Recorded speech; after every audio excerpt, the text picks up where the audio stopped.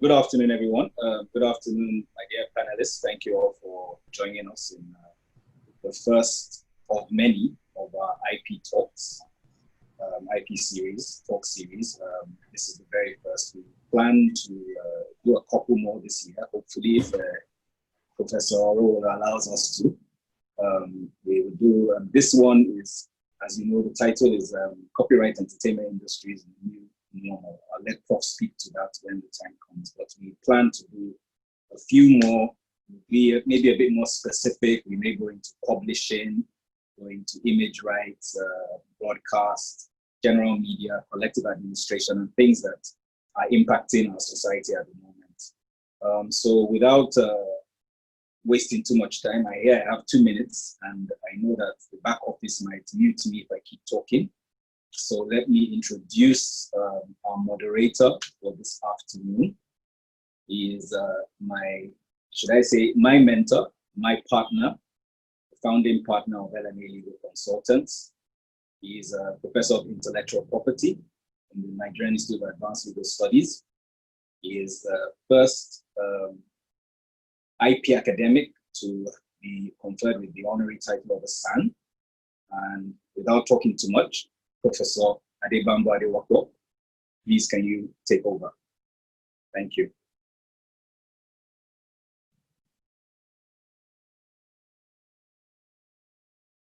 I think, Prof, you're still muted. Okay, good. Sorry about that. The webinar, it's on copyright and entertainment industry in the new normal. We know that every industry now is going through the new normal. It's a new dispensation, so to say. It's also a new vocabulary that we have all come to adopt, and it has evidently brought a lot of uncertainties and disruptions to the traditional norm across industry, and has brought about rethinking of a new normative order, new business models, and more innovative ways of doing things. Of course, creative industry is no less challenged, and the protection they enjoy under copyright, under existing copyright law. This is really the issue that we want to explore in this webinar organized by L&A-LEGAL Consultants. We have a panel of experts in the field, a very rich blend of panelists from different sectors in the field, industry, academics, regulatory practice, and policy, both in Nigeria and outside the Nigeria. So what I will quickly do is to introduce us to the panelists generally, because we may not have the time to do individual introduction when they start to speak. I will first of all mention Wale Davis, who is an experienced entertainment executive whose career has spanned diverse roles as a performing artist, talent manager, and director. We have also Steve Gukas, who is also in the panel, a top media executive, an award-winning film director, producer, and development consultant, whose films have enjoyed artistic and commercial success around the world. Some of his titles, most of us must have seen that: Namibia, The Struggle for Liberation, 2007, A Place in the Stars, 2014, 93 Days, and of course, most recently, Living in Bondage, Breaking Free. We also have here Foza. Foza is not here, but I will do that in absentia. Oyikan Fawayimi, who is well known as Foza, is a visionary entertainment business leader with solid legal background and impactful years of practical experience spanning entertainment, media, law, management, and transactional expertise. We also have here Aurelia Schultz, coming in all the way from the US. She's a counsel in the Office of Policy and International Affairs at the US Copyright Office in Washington, DC. And she handles, among other regions, Sub-Saharan Africa in our portfolio. We also have Kike Aluko, who is also an entertainment lawyer, like Foza. Is a member of the entertainment and media practice in Greenberg, Traurig, Atlanta, in the Atlanta office. And we have our dear Ayoyemi Lawala Urolo. She's a professor at the School of Law and Security Studies of Babcock, and also in the L&A-LEGAL team. Last, of course, but not the least, is John Asen, who is currently the Director General of the Nigerian Copyright Commission, and who again is an expert in his own rights in this field, apart from several achievements over the years. Now, I will start off quickly, and the way I will do this is we have a lot of issues to discuss by way of questions. We find that it's more interesting instead of having some standard conference seminar-like presentation. So we're going to shoot the issue by asking questions. That question will bring the issues up. The first round of questions, we have about 6 minutes each to speak to those questions. And those questions are really overview questions, overview of the landscape from different perspectives of your position, either regulatory or practice or academics or policy and all of that. So the questions will just basically be an overview questions just to set the tone for the deeper issues we're going to discuss. If you permit me, let me just give the honor of the floor to Mr. Jonasen, the DG. Then we'll come to Wale and Steve to give us that background, the industry landscape as practitioners and right holders in the industry. Now, DG, the first issue that I would like you to address is the benefit of copyright reform. In fact, benefit of copyright protection to the creative industry. And the question is, like, we have been on a long journey in this whole field of copyright, over a century of copyright law in Nigeria. And of course, part of that also the copyright reform that is currently going on, has been on for quite some time. And indeed, the entire IP landscape. So as a regulator, what is or are your biggest worry now on the status and the momentum of copyright law and copyright reform that will be of tremendous benefit to the creative industry in Nigeria? What aspect gives you the most concern? Over to you, DG. Well, thank you very much, Prof. My DG, good to be here, and I thank all the panelists and every participant from across the world. It's a new way of doing things. We are getting used to the new normal. And this is very instructive for the copyright industry. Concerning the reform, I do agree that it's been a long journey. And this present round of reform from 2012 has taken us quite a while. But it's been long overdue ever since Nigeria joined the WIPO treaties or signed those treaties. We had thought that this would have come much earlier. If we had it right, we probably would have wished we were able to revise our copyright laws periodically. But like we all know, the last time we did anything close to a revision, which was just minor amendments, was in 1999. It's been a while. And so we didn't quite respond to the switch when the world became digital. And I think that's probably what informed the new drive to have the copyright law reformed, not just amended.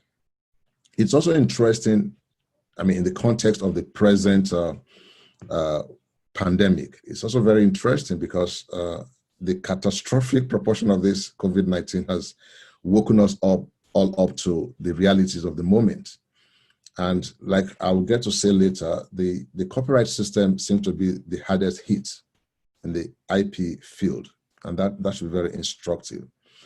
But the good thing about the reform, I do say that it's probably is the first time that we'll be having even a reform within a democratic setting. So when we look at the challenges, that should be very instructive. The Copyright Act itself was, I mean, the last two, the 1970 Act and the 88 Act, with the two amendments, were all under military regimes. So it was almost like just snap the finger and you get the decree out. So we've never really had an attempt to do it under a civilian or a democratic dispensation, and this is the first time. So that will explain why we are having some of these delays.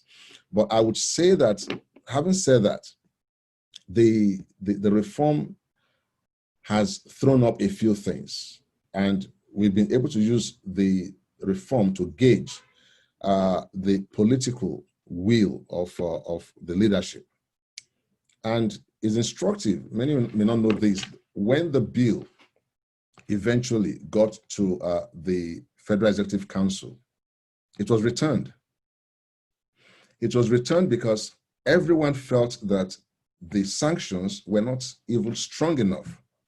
And for me, that was very helpful, because it meant that at the highest level, the leadership saw the importance of copyright. They were very much conscious of the rate of infractions and the need to send very strong signals. So, for instance, in the punishments, rather than have the punishments measured with the minimum threshold or the maximum threshold, they asked for the minimum threshold so that a judge will have a minimum. So he has to go above that, rather than say, okay, not more than 5 years. And no, not less than 5 years will even sound better. So that's the kind of law we are having here, to show that there's a strong message on the need to ensure that there's respect for copyright. Now, I know I have limited time, but I would say here that my greatest worry, well, I don't really have much worries, because we had a good buy-in from stakeholders, we had good support. But my worry is attempts to reopen issues and attempt to reopen the whole debate around the bill.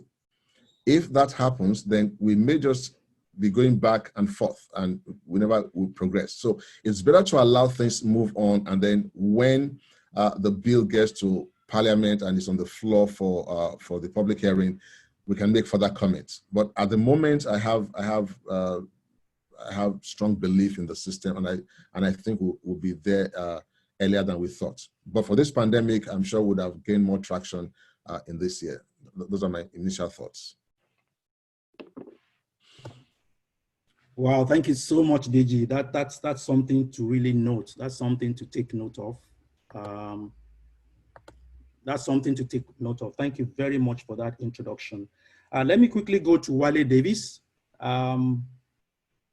performing artist, recording artist, producer, director. Give us give us your thoughts about the entire music industry landscape, foreign artists versus Nigerian artists.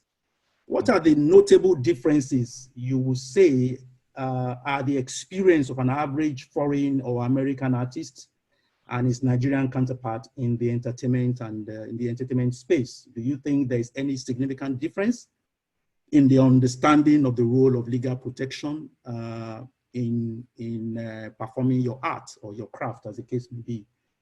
And how do you go through this to flourish as a talent in the space? So first of all, I'd like to say hello to everyone on the panel, everyone that's tuned in, and also thank you for the opportunity to share my own perspective with everyone. I think that the key notable difference is structure. I feel like in a lot of developed music markets like the US and Europe, artists have multiple sources of income. So, you know, I could thrive as not just a performing artist, I could thrive as potentially someone who writes music for other people, who composes music, and those opportunities present different revenue streams. And I think, now that we've seen in Nigeria, what's happening is our collecting societies, I'll focus on that aspect because that's where it directly affects us. Our collective societies have been fighting both external and internal battles for quite some time now. And where you begin to see the effects of these is really during a global pandemic, because I think that, for us as artists, our sources of income have been severely limited. We're not able to perform. We're not able to, and that's a sizable chunk of our revenue gone. We're not able to, brands are not spending money. So even that income that comes in from advertising or commercial partnerships are gone. And I think we now start to see that, yes, we do get some royalty. We're fortunate that like the world has gone digital, as the DG said, because we're able now to get some residual income from royalties, streaming royalties, where before, because of the high level of piracy of our music, we weren't able to, if that was in this present moment, it would be a complete shutout for us financially. So at least there's some streaming revenue coming in. And I think, where you now see that in America or in places where there's a developed industry, I feel like artists are still getting residual income from multiple, it may be little drops, but those drops are able to sustain in some ways, just on a human level. And I think that, to answer your other question about understanding of the rights, I think creatives in Nigeria have never really had that much cause to engage with the CMOs or the copyright bodies. So our knowledge of how copyrights work, how copyright societies work is very limited. We don't really know, a lot of us don't know what our rights are or what information is needed or what changes are needed to make a tangible impact. So I feel that, yeah, this moment is really, this new normal is really affected the creative industry, and the effects of that, depending on how long this draws out from. So for example, in Nigeria, it's a seasonal market where December would be our prime time to capitalize off our work, where we have the highest numbers of shows and engagement with fans to make revenue. If we go into a December where those live events are not able to occur, then 2020 would be almost a write-off for a lot of us. So I feel, yes, to me, I think that would be the key differences. I think it's just in the structure and the supporting ecosystem for artists and creatives. Thank you, Walide. Thank you so much for that. Structure, awareness of rights, very, very instructive points there. Steve, as producer and investor, actually, how do you see the investment environment in the entertainment industry today from your experience in the industry? Well, the pre or post-COVID now? Both. Okay, so I would say that leading up until the beginning of 2020, there was an uptick in both interests and inflow of investments into the entertainment industry. But I'll speak more specific to the film and television industry, which is where I play. And so you have basically two different tranches of investment that you're looking at. You're looking at investments in the production sector, and you're looking at investments in the distribution and exhibition sector. And both of these, we're seeing an uptick. Quite a number of people are investing in the creation of particularly exhibition, new cinemas.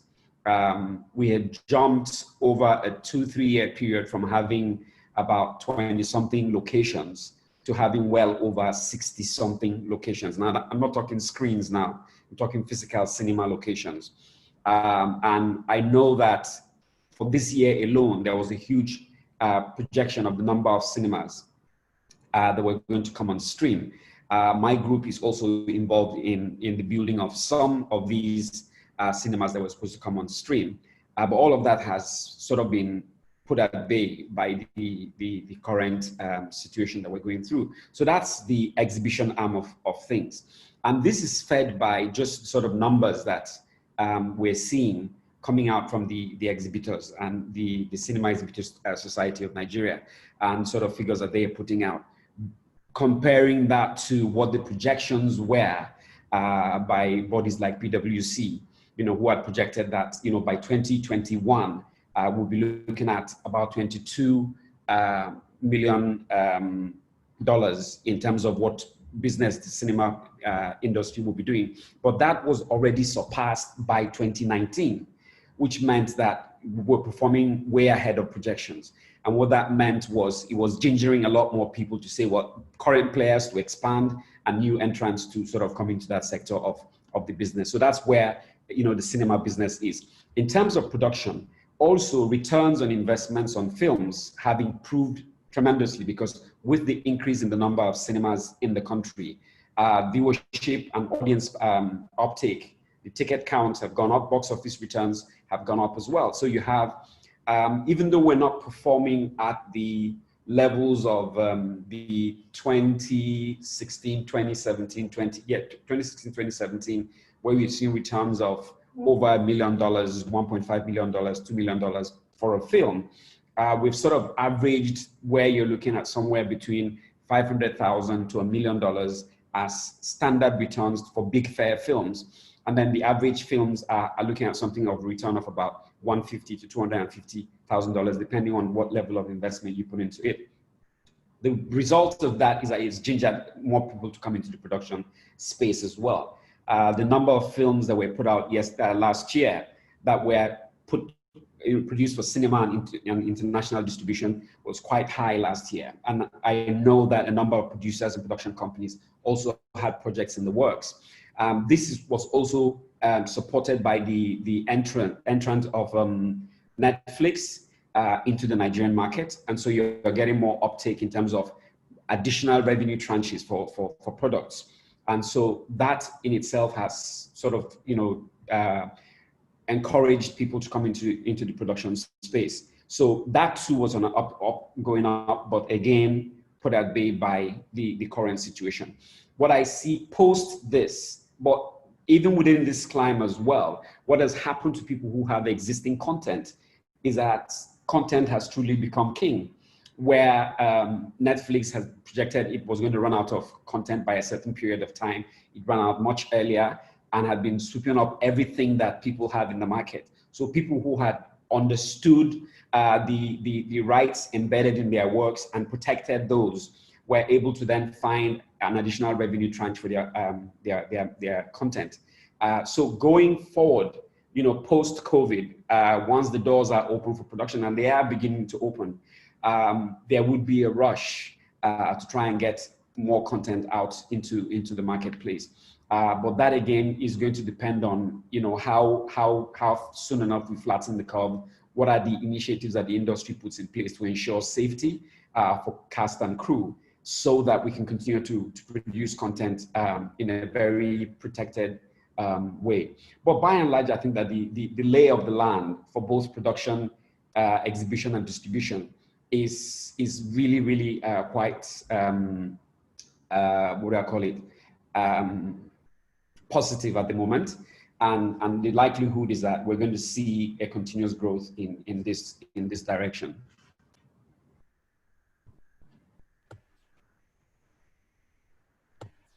Thank you, Steve, for that insight. Thank you very much. While Kike is holding on, I will go to Orela next. For Orela, we're going a bit global and a bit going into the American and comparative aspect of our discussion. The US and the Nigerian creative industry share some similarities in terms of the abundance of creative talent in music, in film, and other sectors of the creative industry. Are there any significant aspects of the American copyright administration model that can be of benefit to Nigeria, particularly at this time? Thank you, Prof. It's a great question, and one I thought a lot about, because I was thinking about What does that mean in terms of copyright administration? And I look at the work that the NCC has done over the years and obviously continues to do.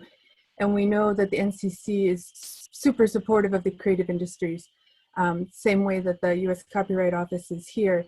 But I think one of the key differences that I see is here, it's not just our Copyright Office that's supportive and provides information and resources for the creative industry, but really basically the entire government working together as a network. And maybe that's happening there in a way that we just don't see visibly from overseas. But for example, here, our trade representative is very active in that space. Our Small Business Administration, our International Trade Administration, our Customs and Border Patrol, our Department of Justice, all of those kinds of things. And so I think that's the biggest area where if you're filmmakers, if you're musicians, your producers, your artists, everybody who's involved in the creative spaces can go to the Small and Medium Enterprises Development Agency and get information and get resources and get grants and like that sort of thing, have those kinds of resources available, have the Ministry of Trade and Investment being involved in policy developments that help create a space that's going to work for artists so that it's not just one agency on their own focusing on it, but really having a full government network.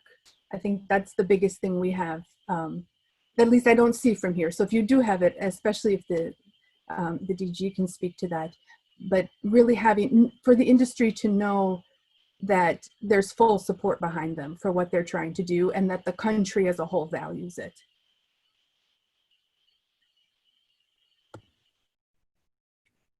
Thank you, Aurelia. Kike, how has the law enabled the US creative industry to thrive? And what lessons might be applied for Nigeria to use IP law to nurture its creative industry? How do you see Afrobeat and Nollywood coming up at par with the US counterpart, the Nollywood and the music industry? What opportunities are there for the Nigerian artists to meaningfully participate in the global entertainment economy? Thank you so much. I would also like to say thank you for inviting me to participate on this webinar, and I'm so excited to participate and learn from each of you. I think in response to your question, Prof, there's a few things, and I think it builds a lot on what I heard from several of the other panelists, in particular Wale's comments. I think there's three main areas. There is a large focus on enabling transactions and encouraging monetization of copyrights, in addition to focusing on enforcement, right? Secondly, as the DG mentioned, there is a large focus, as similar to the updates to the Nigerian copyright law, there is a large focus on digital distribution in response to the growing digital economy.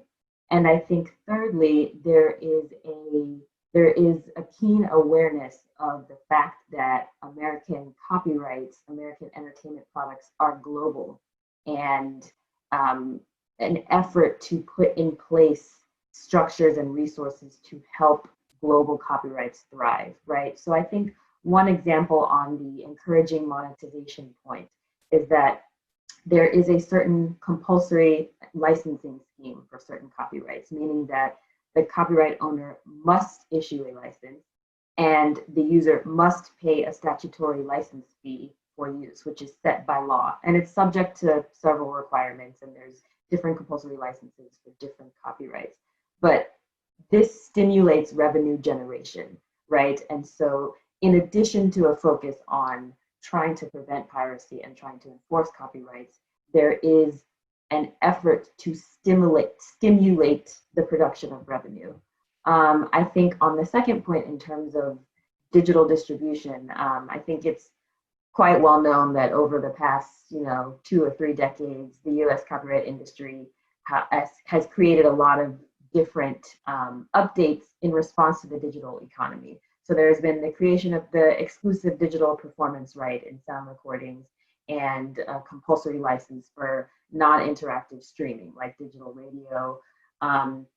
An organization called Sound Exchange was created and designated by the Copyright Office to collect and distribute royalties from such compulsory licenses. And again, as Aurelia mentioned, this kind of represents a network of organizations and agencies that help these copyrights to thrive and monetizing their copyrights in the digital age. I think we will be talking about the Digital Millennium Copyright Act a bit later, but that created a safe harbor for online services providers against copyright infringement liability, subject to certain requirements for user-generated content. And then most recently, the Music Modernization Act, among other things, created a mechanical licensing collective, which streamlines the process by which digital music services can get compulsory mechanical licenses for the reproduction and distribution of musical composition rights. So it allows for a blanket licensing system whereby one body collects and distributes royalties to the copyright owners. Again, a structural environment which helps to monetize and create copyrights in the digital age. And I think too, the consideration of a global perspective in regards to monetization and enforcement. So we have institutional frameworks like performing rights organizations, which I think are similar to the collecting management organizations that Wale mentioned, for performance rights organizations and songwriters and performers. These organizations have reciprocal agreements with international collecting societies, meaning that when an American artist's music is played elsewhere, then they can sign up with those organizations to try to ensure that they're getting the royalties from overseas. I think, for Nigeria, my perspective is the main question is what is most appropriate for the needs in the context of the local industry. I think that some things which may have worked in the US may not actually be appropriate for the local industry in Nigeria. But from my personal perspective, everything that I have read and based on my experience in Nigeria, there is an extraordinary emphasis on the enforcement of piracy, which I think is extremely important. At the same time, resources are extremely limited. And so should they all be spent on addressing such a massive problem, or is there also a way to stimulate revenue generation, both within the country and outside of the country in the digital age? So those are just a few thoughts and ideas that I have, and I'm interested to hearing from the other panel. Thank you, Kike, for that perspective. Very useful. Before I go to Professor Arowolo, I will take Foza first. Foza, are you ready? Are you ready? Okay. Sorry. So I'm going to have to apologize. I came out of Lagos for an emergency and the network is quite bad. So I have to come back to the main road to be able to get, and so the noise is quite, so the noise might be interfering. It's okay. At some point. Okay. Thank you. Can I come back to you after Prof, or you ready to take your question now? Yeah, I can take my question now. Okay, now the question is on entertainment contracts, which you deal with as an entertainment lawyer. Contracts that are very useful from the creative's perspective. So the bulk of obligations, the do's and the don'ts, are typically in the contract. I'm sure you agree with that. So how do you draft it as an entertainment lawyer, be it publishing, be it performance, be it distribution, all kinds of agreement involving the use of content, particularly music and film. From your experience, what is the clause, that clause, maybe one or two, because I don't want you to talk about the whole contract, that you don't want to joke with from the creative's perspective? All right. So I think particularly in these days. So one of the key, as COVID has unraveled itself, one of the key points that from the content owner side that we see that is becoming more like everybody has to come back to the table and have a conversation is the kind of rights that you are licensing out. So it's very important that when you are drafting an entertainment contract, is very specific the kinds of rights that you're giving out. So if it's distribution right, you have to be very specific that you're giving out the digital digital distribution right, or are you going to have a physical distribution right? In COVID time, a lot of blank licenses, like PK mentioned, a lot of blanket licenses have gone out for digital performance rights and everything, but nobody envisaged the live streaming issue.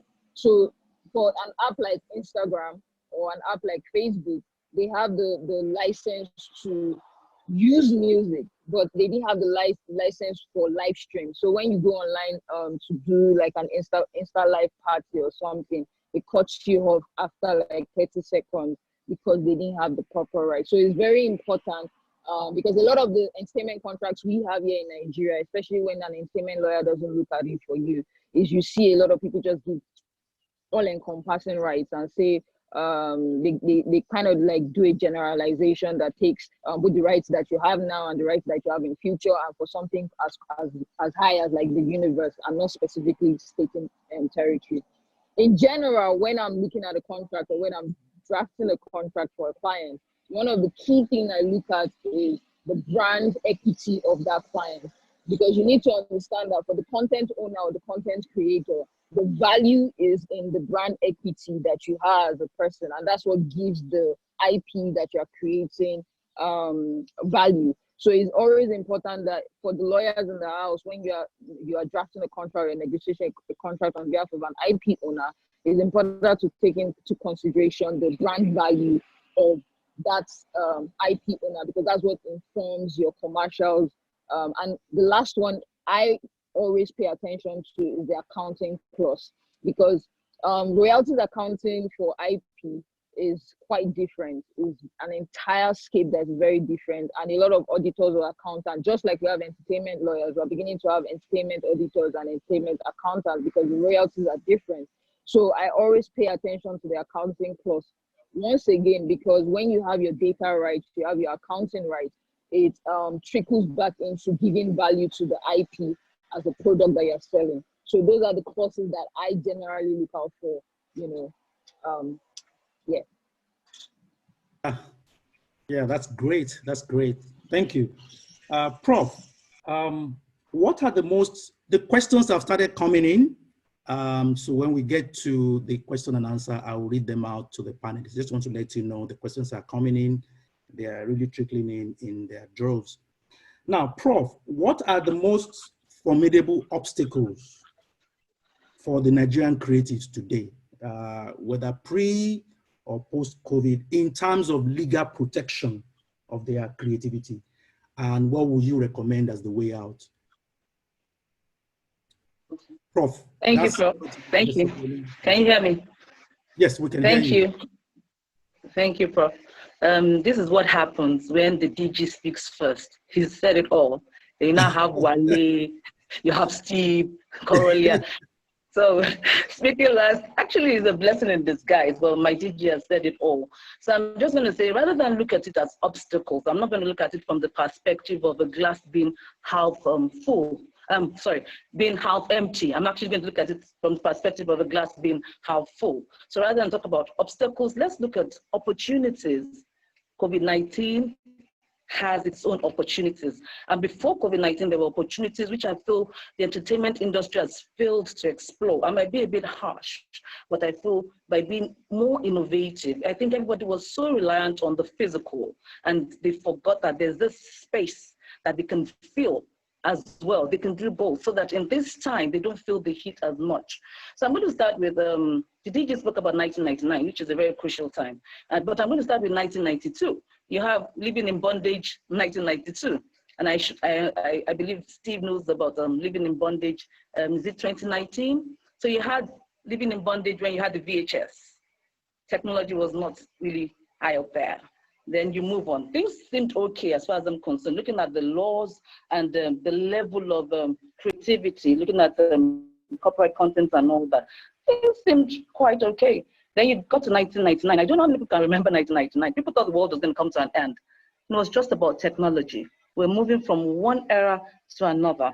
So we moved into 1999, then from 1999 to 2000, but the law stayed the same.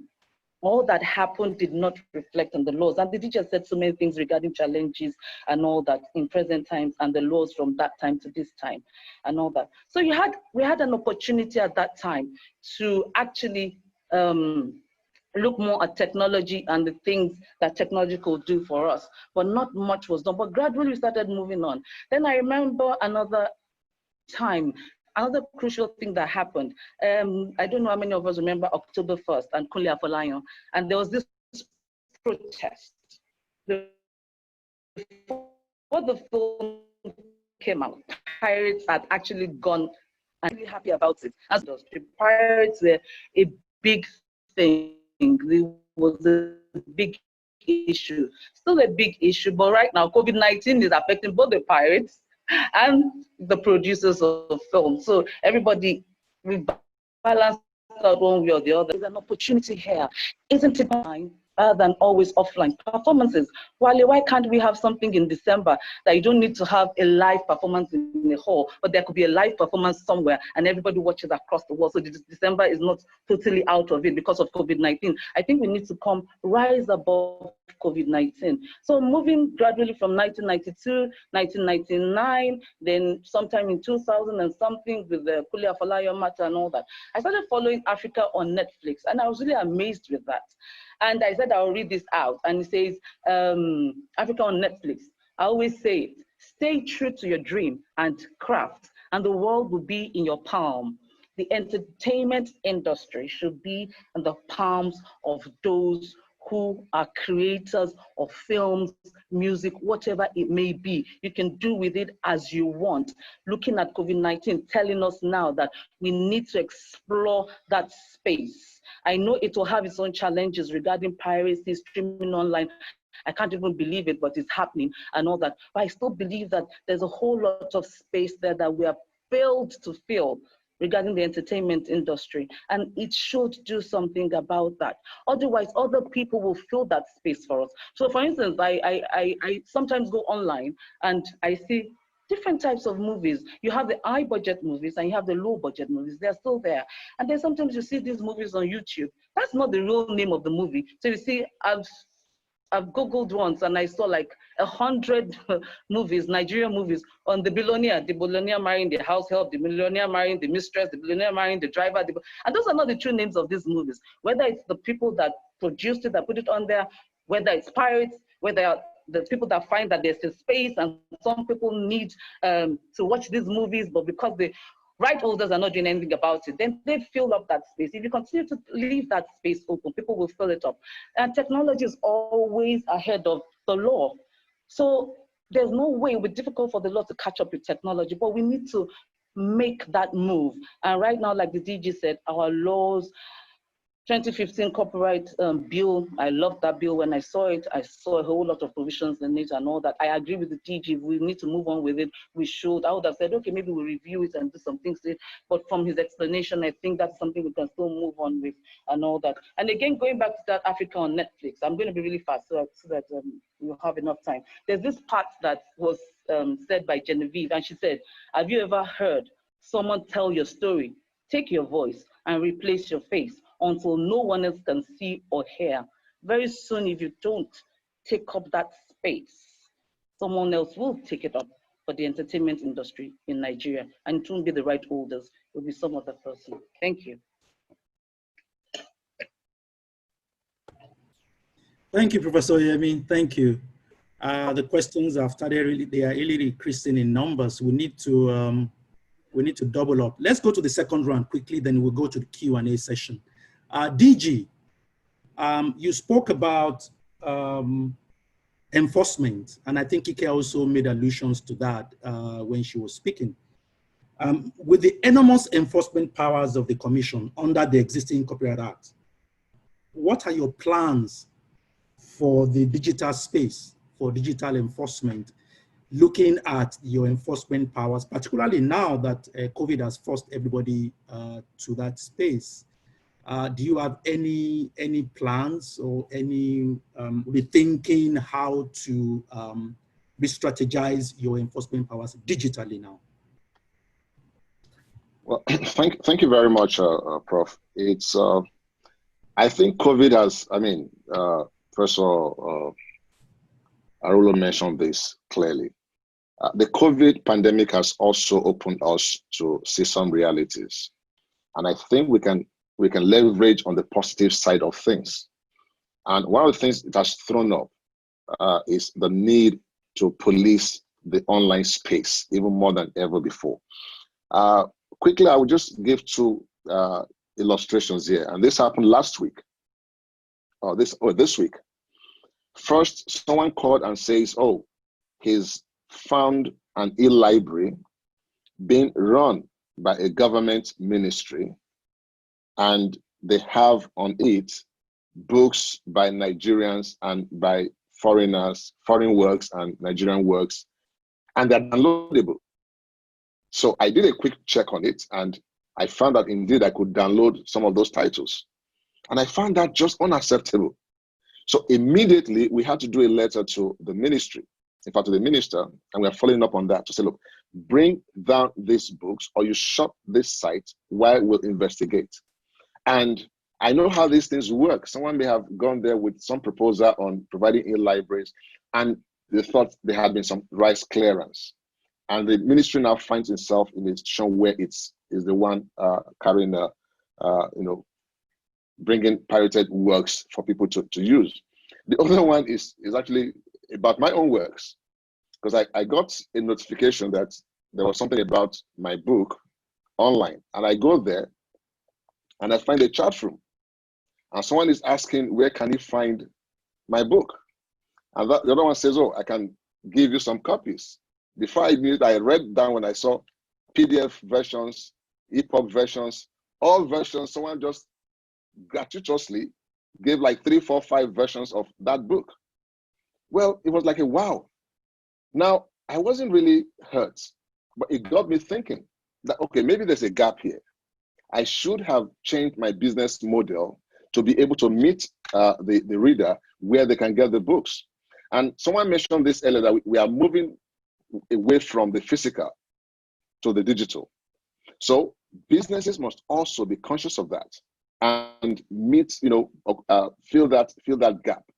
Now, from the copyright side, we must begin to help the businesses to switch safely and have an ambience, a business environment where they can be comfortable with that platform of exploitation. Beyond that, and this is what we are doing at the moment, we'll set up an online enforcement unit. It's like a strategic online enforcement unit. And what we intend to do is to place people that will be online, from 8 to 5, 24/7, they'll be policing online. I like what Yemi said about the kind of things you find on YouTube and all that. We've reached out to YouTube. We're having a discussion with them to see how we can have a fast track so that we can actually do the policing and inform them. But when you pursue online, it can be very daunting, a task. So this is where the collaborations come in, because sometimes these sites are not hosted in Nigeria, the URL are not Nigeria. And Ura mentioned this, that we're already having some good collaboration with the US agencies. So we want to see how we can increase the collaborations, provide the structures here in Nigeria, alert the right owners so they have a one-stop shop where they can come and make complaints and get someone to police those works. But I think we must do more work policing. And this is one area where we don't have to wait for complainants to come to us. We must be a step ahead. Frankly speaking, it pains me when I see people release their work today and the next moment it's everywhere. So we must be one step ahead of that and do this for them, even before they complain. So this is a lesson we have learned, because people have gotten used to the COVID model of doing things online. This is going to move even after COVID. So there's going to be a lot of more online activities. People have gotten used to virtual environments. So if we don't move ahead of them, we'll find ourselves, with this huge, monstrous thing online that will destroy the whole entertainment and copyright industry. So what we're doing now is to set up those structures post-COVID to be able to police and be a step ahead if not a step ahead of the pirates, but at least work with the rights owners to ensure that we are able to bring down as many works as possible by the day. These are very important information and insights we've had from our panelists. I want to invite our participants to let the questions keep coming in. We'll make sure that we answer all the questions that you have asked. Back to Wale.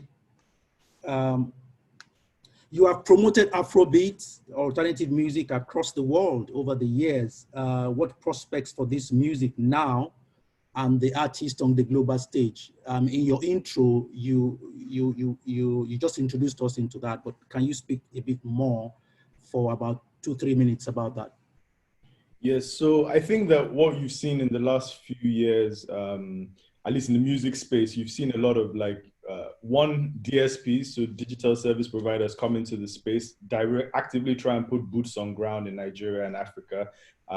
You've seen a lot of record labels come back into the space as well. A lot of them have been in Nigeria in the 80s and 70s, but now they've seen the opportunities because of now digital has democratized the process, so I feel they've all come back now and they've seen opportunities with Nigerian music traveling in the last few years to a lot of global, a lot of different countries around the world, so I think that, and like Prof said, I feel that, with COVID, another thing, I do view it as an opportunity as well, because I think it has shown not just in the music industry, but across all industries that we have fully left the industrial age and we're fully in the technological age. If we ever doubted that before, now is the time. So companies are seeing that their effectiveness is not necessarily stopped by people doing Zoom meetings. They have all the tools to check if you're online and sending your emails as you should do. So I feel that we've fully made that leap now, and this has just fast-tracked that leap in a lot of ways. And just to add to what the DG said as well, I also feel that, because of this influx of these companies, we are also noticing best practice that they're putting in place. So, for example, on the publishing side, registering, a lot of Nigerian artists now have started registering with collection societies globally. So in the US and the UK, because they feel that, that they are able to, as they're entering this global marketplace, they're able to police for us and help us generate revenue. And I think studying some of the models that they use, you can see that there's technology that they've really embedded into the system where, they're using technology to track rights, to track, you have unique codes and unique numbers that apply to your music. So if it's played anywhere, they then tap into their network and see, and you generate revenue from that. Also on the YouTube as well, so some of the new models of distribution, it's not necessarily just the old record label model. Now what we have are distribution companies increasingly in the space. So they would put your music on all these digital platforms and amplify it on the platforms for you. But they equally also ask you to sign over some elements of rights for them to police. So for example, we put our music through a platform on YouTube. They then would alert you when any copyright infringement of that music has been made. But they've also flipped it in a way where they sometimes allow that copyright infringement, but monetize it so that, if these people get you 1 million views, that money is coming to you as the rights holder. So I think that, there are different ways to look at how best to approach it. I think in some instances, what we've decided to do as content makers is maybe embed marketing opportunities. So if that content goes out for free, the advertisers have already paid us to place the product into the content. So that just increases their visibility. I think as we're entering this field now, all of these things are fascinating, and I feel it's really important that, as the music goes on to these global markets, we also find a way to, one, maintain some level of ownership within our content, but also apply, learn as well from what is happening in a lot of developed countries, just in terms of best practice. I also think that, for me, as the Netflixes, the Apple Musics, the Spotifys, as they put their footprints on the continent, I think that this also provides a different opportunity, because now, the songs that are being featured on Netflix films that are now being played in America or being played in the UK or Europe. So what now happens, people Shazam these songs, people want to then license these songs for other things, you know, or find out more about the artist. So it also presents opportunities on that side. So like Steve said, I feel like for the music as well, you know, in a post-COVID reality, I think that the opportunities for growth are big. I do feel like Prof said that, you know, we need to begin to create our own networks and our own communities so that we maintain ownership of our story. You know, I think that's very, very key. So, and we have no excuse now because we can connect with people in South Africa, in Kenya, in Ghana, and also build, you know, communities online. You know, we don't need to, we can have board meetings like this, you know, where we decide on the next moves or even on a creative process, you know. So I feel that, you know, the opportunities are good. And I feel we do need to capitalize on these opportunities now as we move forward.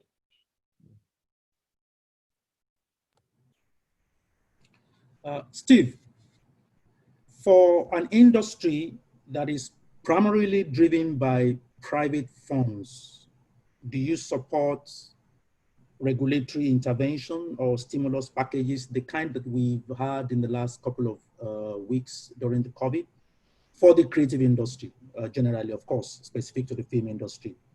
Is this going to be significant for the industry at this time? Or do you have any other ideas on how to support the industry? Okay, so I would say yes on both counts, but then I will also put a caveat to that it depends on what it is that the intervention is. Strengthening things like copyright regulation, enforcement, and the rest is still regulatory. And that is a welcome thing, you know, for government to take strong interest in that. Creating the enabling environment for the industry to thrive, even be it creating avenues for promotion of work in terms of a collective on behalf of the industry, is also sort of regulatory intervention that would be welcome. But in terms of actual financial intervention in the industry, that too is something that is very, very needed. In the entire Europe, in the Western world, funds exist that are meant to support and promote arts and culture, which is a country's way of putting its own voice on the conversation table at any point in time, anywhere in the world. And so countries take an active interest in promoting those. Nigeria doesn't seem to be very good at doing that. We have a culture ministry that does very little in the promotion of culture in terms of what is existent, in terms of contents and rights. And we have an information and information ministry that sometimes is part of the culture ministry that does very little in that sphere as well. The Nigerian Film Corporation is under the Federal Ministry of Information, does very little for the promotion of the film industry as a whole.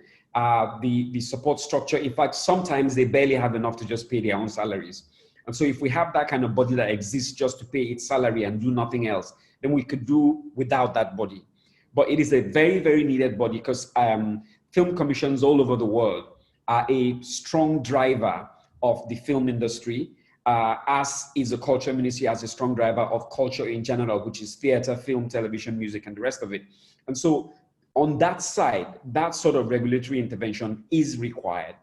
On the financial side, we've had two government interventions. The first was during the Jonathan administration, where we had a 200 million naira, I think it was, intervention that was given to, that was more of a grant, and it was given to production, it was given to distribution and training. And that gingered the industry to some degree, but was very little in terms of what it could do, because 200 million naira, actually, by the time you break that down, does very little. We have a reincarnation of that now under the current administration from the CBN, but this time it's a loan. And that's again another, I think, 200 and something million naira as well, or 2-point-something billion, naira that is available to the industry. But it's now being given through commercial banks. And again, the conditions that you need to meet before you can access that loan shows a clear lack of understanding of how the industry operates, and shows that the industry itself was not consulted in the process of that creation. Because what it then means is that even though the fund exists in name, not a lot of people are able to access it. So again, it does nothing for the industry. So yes, there is a need for that, because if you look at it very well, the numbers that the industry provides employment for is huge. But what it provides by way of service as well, aside from just the employment and the numbers that it does, just the entertainment and psychological service value that it has, by particularly in these COVID times, being able to move people from worrying about what they are but getting entertained, is in itself a function that requires to be recognized. So both in terms of GDP and in terms of social service function, it is a very important industry. And therefore, the same way that we'll put forward intervention for agriculture, intervention for aviation, and the rest of the other industries, it is very important that that intervention is put in place for the movie production industry.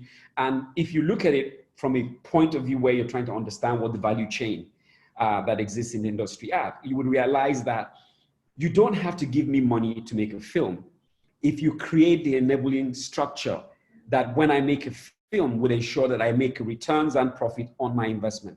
So therefore, that level of support would be required more in exhibition and distribution. Because if I put out a film today and it's going to go out on 36 locations across Nigeria, the returns in terms of revenue is far, far higher than what I can consider currently. So when a film has made 350 million naira in returns, actually, if you look at it, no Nigerian film has been viewed by 500,000 people in a cinema. But if we had cinemas across the country and 1 million people were able to view one film, look at the returns on that film. That means that for 93 days, for example, we would have made very easily 1-point-something billion, 2 billion. I would have done 3-4 other films by now. But because that infrastructure support is not in place, it limits what I can do. And therefore, I'm always then looking for the money to make the next film. So actually, I don't need support from government to make a film. I need support from government to create the enabling structures that when I make a film, it will find a market. But thankfully also, the other revenue streams that are now available, we're talking about the online, the streaming platforms and all of those, have increased the revenue tranches that a film now has. And the film continues then to have legs in different markets at different times. We still receive revenue checks for 93 days from all over the world, almost on a monthly basis right now. And that's sort of thing that we require, that you're able to create that environment where things can thrive and returns can come to the industry. But I think that yes, regulatory intervention is required to create that enabling environment, and funding that is provided to support the industry is required to create the structures that would ensure that the industry can monetize whatever it creates. Okay, so while Foza is holding on, I will go to Kike now as we move very quickly to round up this round. For the questions are really, there are a lot of questions on the line. How have you seen the US entertainment industry respond to the COVID pandemic? What ways have you seen artists and brands innovate during this time as important lessons for Nigeria? Yes, thank you for that question. It's a good one. And I think, you know, the impacts that I've seen are the same as the impacts globally that many have been mentioned on this panel. It's become very unsafe to hold large gatherings of people, meaning that film and TV content shoots have been delayed, movie theaters, Broadway, sports games have been canceled or postponed, concerts have halted, independent venues are really struggling. As Wale mentioned, the live events industry has been hit extremely hard. However, in light of looking at this as an opportunity, more people are spending more time at home than ever before. And the opportunities are huge to deliver content to eyeballs. This means that, like content licensing and streaming services have seemed to be a bit more insulated and they haven't suffered as much. Now, as has been mentioned before, most revenue, at least from the music side, comes from live performances. So they are needing to find other sources of revenue to kind of supplement the revenue that's been lost. One thing that we've seen from the government perspective and even just kind of industry bodies, there have been relief funds established by the entertainment industry to sort of help those creatives who have been hardest hit, who have lost their sources of revenue.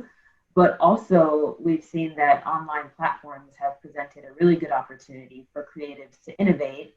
And it seems to have put into overdrive some trends that have already been happening even before the pandemic. So for example, we all know that breaking music on TikTok was already kind of a trend. I think this has kind of pushed that into overdrive. An example is the Don't Rush Challenge, which actually originated in Nigeria. And it traveled all the way here from Nigeria with Young T and Bugsy, who are both in the UK. It traveled all across the globe, but that's one great example of breaking a song by capitalizing on just people's kind of boredom from being at home and having to look at a screen all the time. I think similarly, you've seen, as has been mentioned before, there's been a lot of use of Instagram with live parties and DJ sets and things like that. There has been a very popular Versus series put on by Timbaland and Swiss Beats, whereby you'll have two artists or producers kind of exploit their catalog and promote kind of their old songs, which is actually a great opportunity for older artists to get additional catalog exposure. I think you've also seen brand sponsorships of live virtual event performances, which again, like Professor said, is a way for brands to perhaps reach a global audience of eyeballs in addition to or instead of a live concert that is simply limited to one geographic location. So it's not a perfect replacement, but we have seen some innovations happening. I think on the film and TV side, you've seen, early release dates plus, releasing straight to video like Netflix instead of releasing in theaters. For example, Hamilton was released a year early on Disney Plus yesterday. And we've also seen just the creation of remote content. So for example, Saturday Night Live is producing their skits kind of in their homes and exhibiting them, remotely. I think the question is going to be which business models will be able to sustain this prolonged hit to the industry and which innovations will be more permanent. But again, to underscore the kind of running theme that I'm hearing, I think it presents a huge opportunity to innovate business models and use these online platforms as a way to continue to reach audiences and or reach new global audiences that may not have been reached before.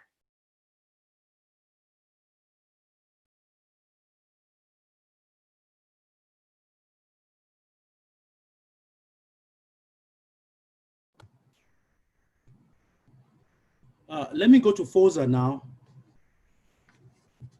I'm told also that the panelists can actually type very brief answers to those questions if you can see them. Can you see some of those questions? So you can actually type them. Of course, you can still speak to those questions if we have the time, just a way of saving time when we come to the Q&A session. Foza, I know you are an entertainment, of course, IP lawyer, but do you see, creatives have really come to rely on copyright and IP law more than ever before.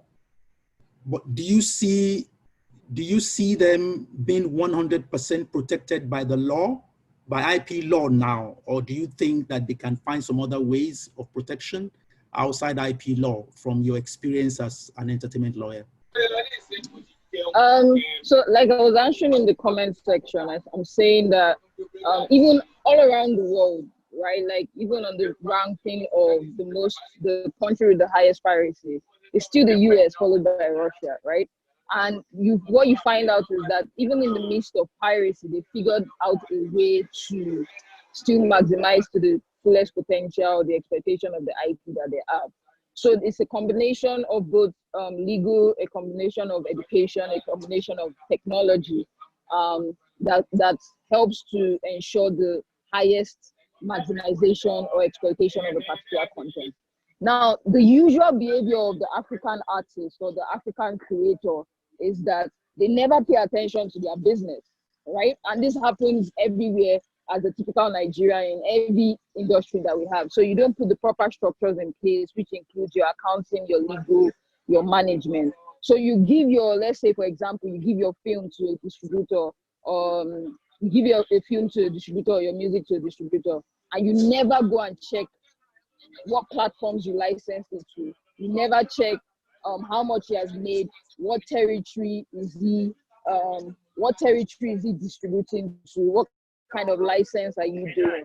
And you expect that magically one day you wake up and you see it on QQ in China, and you start getting upset and you say you want to sue QQ in China. Meanwhile, the contract that you signed when you were using TuneCore, for example, you gave away your publishing, you gave away your distribution without properly reading or giving a lawyer to review what you are looking at. So a typical example of what we are doing right now with my law firm and the company we work with is a lot of the older artists. So you have the guys that had like 700 albums, 500 albums. So you're looking at the Fuji artists, the iLife artists, and they signed agreements with their physical distributor, and they gave them the right to physically distribute. Now, what happened was when physical distribution was plunging, a guy from Ukraine came into Nigeria, went into Alaba, gave people 500K and collected all this album and put them online. So now, when everybody's moving online, we're looking at saying, who gave you, so there's a company that is signed to Sony that has the right to distribute, and we're all looking like, who gave you the right to collect or to distribute these songs online? And when we traced it took us a year to trace it. And when we traced it, we found out that one guy came into Nigeria, they sent him, and he came and he took everything. And these Fuji guys and these iLife guys, they have so many albums. And when they say, oh, I gave it to this person in Alaba, and when we trace the agreement, we see that it's only physical rights that they gave them. So you've been making money from a right that you were not entitled to. So what COVID has done is, because of the main source of income for everybody, which is for film, let's say cinema was the main source of income. For music, for the music artist, it was performing. So now they are forced to now look for the other. They are forced to look for the other forms of. They are forced to look for the other forms of income that is attributed to them. So now everybody's paying serious attention to. What was the distribution deal I signed? Who is collecting my money? How much have I collected from this and stuff? So I feel like the law has to have view on. We have so many laws in this country, but we have the problem of enforcement, and this is where young lawyers have to come into play. And this is one of the conversations that we'll have to have with like the DG. Is in terms of policing. My company, we do a lot of policing and copyright management. I've done case studies where I have IP that I manage that you can't find online because we've employed technology. So we have one man that just sits down, one lawyer that sits down and looks for where are they exploiting my work, which platform is using my work, and we bring it down, we write to them, we collect our, whatever it is, we audio lock it and all that. So it's important that, we have young lawyers that are coming out that necessarily don't know exactly what to do. We can put these people down, just like what we have in the Copyright Act, which is copyright inspectorate. We can train these people to be inspectorates for the digital space to increase digital policing, and with other technology efforts and education and all that, I feel like we can bear to the barest minimum, reduce piracy in the digital space and even in the physical space as it is. So yeah.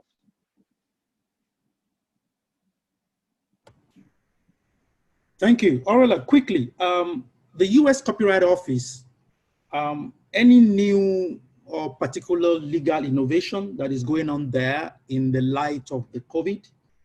that may be sustained post-COVID as an important takeaway for the Nigerian creative industry?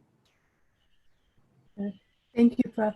And if I may have the liberty, I'd like to, first, before I turn to your question, just kind of highlight some of the things I've heard some of the other panelists say, and if that's all right.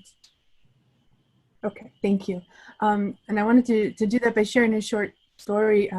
This past year, I went to test drive a new car, well, a used car, and I turned on the radio to see if it worked. And DeVito's Fall was on the radio. And I turned to my friend Shola, who had come with me in the back seat. I was like, do you hear this? Like I was so excited. But also, it was last year. Think about when that song came out. So it's like, as Kike and the DG and Steve were saying, we need to facilitate the market. So I was super excited that DeVito was on our radio, but why did it take 2 years to get here? So why isn't the market facilitating that better? And I think in terms of the digital developments that we're seeing, as Prof was saying, how these are opportunities and things are here and they're going to stay and this is going to be the future. And we need to facilitate that. As the DG mentioned, I think that really seeing Nigeria implement the WIPO internet treaties that were signed so long ago is really going to play a huge role in that. So I'm excited to watch that happen and to see these gaps being filled and the market being opened up. And really, as Steve mentioned, if the facilitation to the market is there, then a lot of the other problems will be solved because that'll help create the revenue and the income. Turning to your specific question at this time, Prof, it kind of falls in line with what Kike was saying about how the COVID experience has accelerated trends that we were already seeing. The same's been true for our work in the office. We were actually already in the middle of a large modernization effort. We have a new department that, well, not so new anymore, but we had established a new department, the Copyright Modernization Office. We were really focusing on modernizing the office's systems and services for the public. And COVID has caused us to accelerate that even more, work on that even harder than we were. We were already focusing on it a lot, but suddenly we really had a need for everything to be online. So our registration system has been online for quite a while, like Nigeria has an online registration system. But our office facilitates a lot of other activities such as recordation of transfers, different licenses that need to be recorded, all kinds of things like that. And a lot of those systems were not available online. They were still paper-based, where you'd mail something in, somebody typed it into the system and back and forth. So we've really been accelerating our work to get all of that up and online. Congress authorized the register with new regulatory authority for emergencies.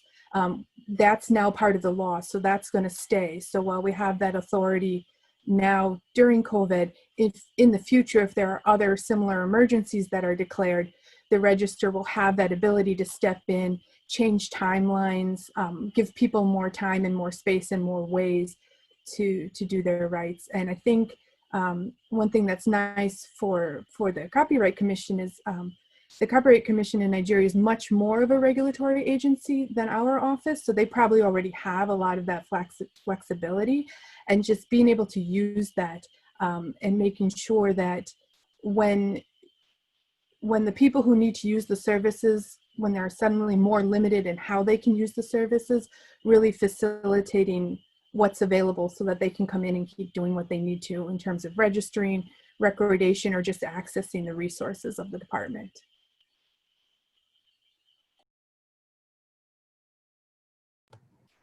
Thank you.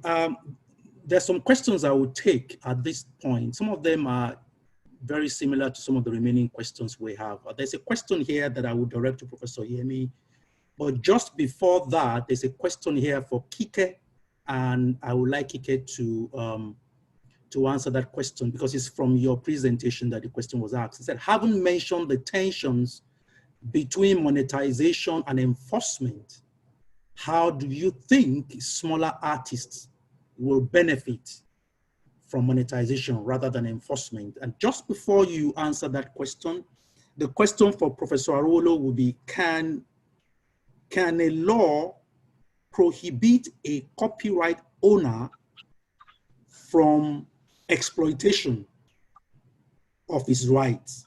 Can the law prohibit, or how can the law prohibit a copyright owner from exclusive exploitation of his own right? I think the question... It's a bit funny. Exactly. I Yeah, don't know. actually, But the law protects.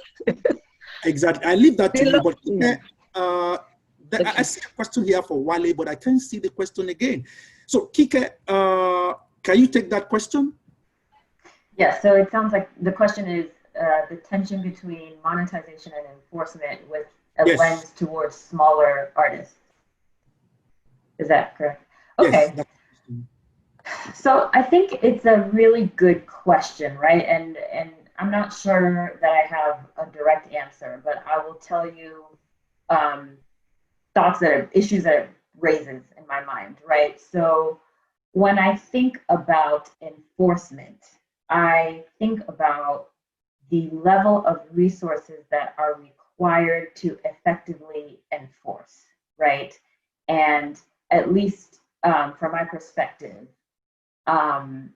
larger companies, larger corporations, and larger, more successful artists have the most resources to effectively enforce and police their copyrights, right? Smaller companies and smaller artists are a bit more resource constrained. So to the extent that there is a lot of piracy happening, from my perspective, I think that larger and more resourced entities are better positioned to enforce, right? I also think that in a similar sense, in terms of monetization, monetization is likely most helpful for smaller entities and smaller artists, right? Because they're the ones that are more resource constrained. And so when I think about, I'm not an artist, but I seek to kind of enable artists to do their work and to create their work and to spend their time creating and trying to distribute, right? And so my general approach, I think, to smaller artists is, okay, what can we do to help you build your business, to help you build your distribution, to help you build your audience? And should those resources, the limited time and energy and effort that you have available, should that be spent on chasing pirates, and or maybe should it be spent on seeking to take advantage of and capitalize on distribution that's already out there? I really like what Wale said about, kind of entering marketing opportunities into kind of free or unauthorized distribution, right? And so, you could spend a lot of resources kind of trying to prevent or take down unauthorized distribution, and or perhaps you could maybe know and understand that such unauthorized distribution will take place. And so what can you do to capitalize on that opportunity? Is it a form of aggregation of an audience such that maybe brands are willing to pay you for access to the audience that you have? And so those are kinds of the things that I think about when thinking about the tension between enforcement and monetization from a smaller artist perspective. I hope that's helpful. All right. There's a question here. I think I'm going to put that question to Steve because it came out from Steve's very insightful comment. He made over 500,000 cinema views. And the question is, what about streaming in Nigeria? Any better? Just before you do that, there's a question that is waiting for Prof. And I'm going to add another question for DG. Let me just throw that question in and I'll come back to Steve to answer the question. The question for DG, again, came out from Steve's last answer when he answered the question on intervention, regulatory intervention and stimulus package. The question, I think, is a very important question here. It says, we are witnessing the award of substantial damages. It's a new judicial trend. Well, I don't know whether it's new, but there's a judicial trend now towards enhanced award of monetary damages in copyright infringement cases, 2 billion, 500 million. What do you think is happening here, DG? And the last one was this Zane one of 2 billion early in the year. Is this a function of enhanced judicial notice of the economic value of IP in Nigeria, or is this just circumstantial? Are we seeing this trend as an emerging trend, or is it just going to be one-off season and nothing will happen next? Okay, DG, please hold on to that. Prof, can I come to you? Are you ready for the answer for that? Yes, I Okay. don't know if I got it correctly, but maybe I should just let the person know that if you are the copyright owner and you're and not somebody else, except you're looking at some other form of law, and I doubt it. Copyright gives you exclusive rights against any other person. So you have the right to give permission to somebody who wants to reproduce your work, adapt your work, translate your work. You have total authority over that work. I need to say this, not all lawyers are copyright lawyers or IP lawyers. You need to know that. And then not all lawyers that say they're IP lawyers or copyright lawyers are really IP lawyers or copyright lawyers. And I don't know why there's this trend in Nigeria of people in the entertainment industry or the creative industry being scared of lawyers. You need them to help you. The DJ said it, Foza said it. One, piracy is there, but we don't top the list.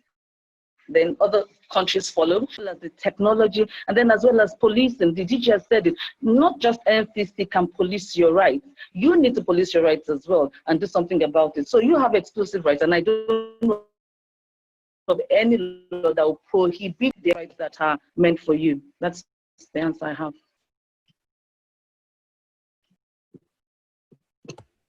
Steve, are you there?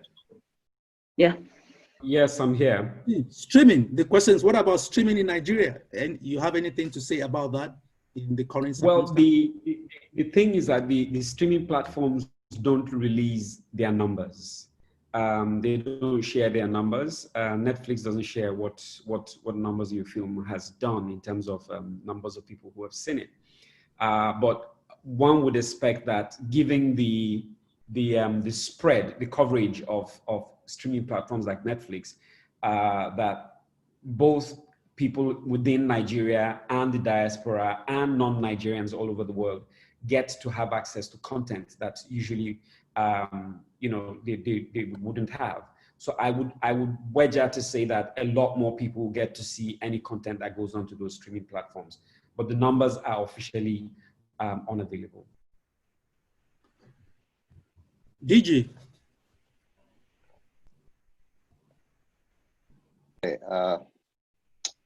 It's a very interesting question, and I'll be very careful with my answer here.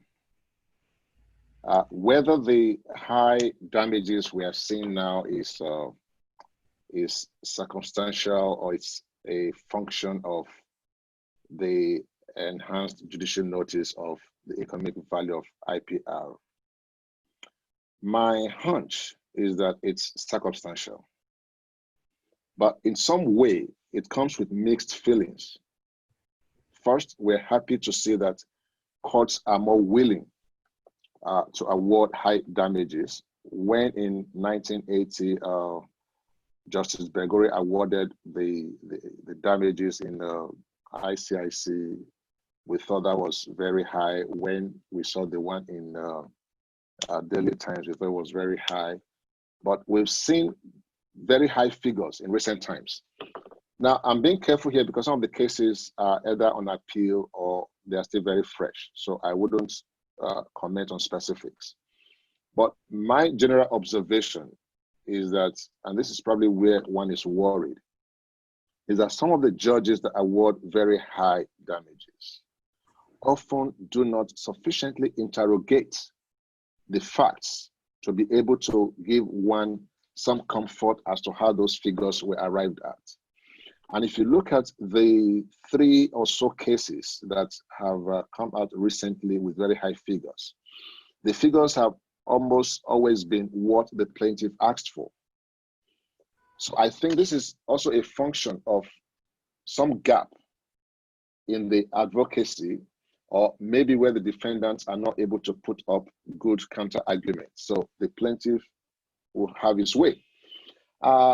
There is one that came out, which again is very interesting, because the plaintiff in that case had actually asked for general damages and special damages, and the judge awarded special damages, very high figures, and there were no particulars of the special damages that were awarded. So that gives one some worry.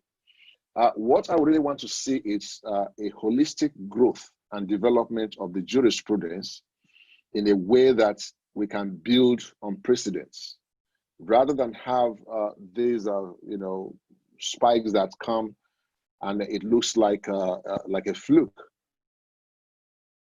But having said that, we are happy that the judges are more forthcoming in terms of awarding high damages.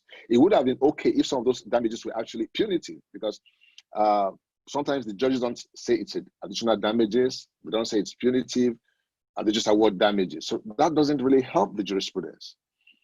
So I think it would be good to have some empirical basis, some credible basis for those damages being awarded. Even though we know that general damages are at large, judges should still be able to explain how they've come about that. And we should be clear as lawyers whether they're general damages or special damages. But I guess for the industry, it's good news. But for the law, there's so much that needs to be done. And I think lawyers should do more in that area. Just on a last note, I will also say that the right owners should also know when to approach a specialist. Because when you have a lawyer who is a general practitioner and who is not an IP lawyer or a copyright lawyer for that matter, there might be a lot of gaps in the defense, in the processes, or in the arguments, and that often leads to this kind of avalanche and this kind of high damages that I think may not really last for long. Those are my general comments. I don't want to be too specific. Thank you. Yeah, that was really great. That's why I'm really so excited about this panel. A lot has gone, a lot of information and insight has gone. There's a question here. I found a question for you, Wale. I'm going to read it out. Then there's a follow-up question for Steve, while Wale is thinking about this. I would like to ask Wale if he can be specific on the structure and supporting ecosystems that affect artists, creatives, especially for the upcoming ones. I think that was based on your initial comment when you spoke eminently on the structure. For Steve, how can an average Nollywood lover get access to old movies unlicensed to Netflix or Iroko? Okay, I think I will ask Prof this one because it's a student of law here. He says, what advice will you give a student of law looking to carve a niche in the entertainment law and IP field? I think that's just perfect for you. Should I come to you quickly, Steve? That's okay, yeah. Yes. How can an average Nollywood lover get access to old movies unlicensed to Netflix or Iroko? That is a tough question because I know producers who don't even have copies of their own films. You know, it was edited on one format, that format has gone into extinction, they can't find it, they don't. So even the producers of those films don't have the film. So it's hard to say if the film is not available on any of these platforms. In this day of social media, maybe it would be better to find the producer online and reach out to them directly to say you're looking for this film or that film. and they probably be able to point you to. Because short of saying, go to Alaba and go through the treasure trove of what they have there and see if you can find it, I can't say really there's one space. Again, that brings us to question to what is happening to our library and archival system, particularly with the NFC. I mean, I take a lot of issues with the NFC because I think that they are lacking and failing in a lot of the services they should provide. It would have been very easy to say the archives at NFC would have that film, but I can't say that with confidence. So my suggestion would be find who the producer is. Most likely they will be on social media, find their handles and reach out to them. If not, then just keep praying that they find the market and put it out and you would then get it. Sad, but that's all I can say. All right. Thank you. Just before Prof answers the question, there's a question here I will put to, I think, Fosa. Really, I'll put this question to Fosa because there's no specific. It's assuming the lockdown or pandemic still persists till the end of the year, how feasible will it be? And what are those significant issues that must be dealt with in terms of copyright, revenue generation, etc., for performing artists to organize a live streaming concert in December? Now, not just Fosa, I think Wale might just want to have a bite on that as well. But Professor Yemi, can you just respond to that question quickly? I'll just advise the students to do WIPO DL 101 first. Still keep that aspect of your life. You love music, love it, but try with WIPO DL 101. Now you take it from there, and then you're still, I don't know which university you're in, if they offer IP in that of the creative world. That's my answer to the question.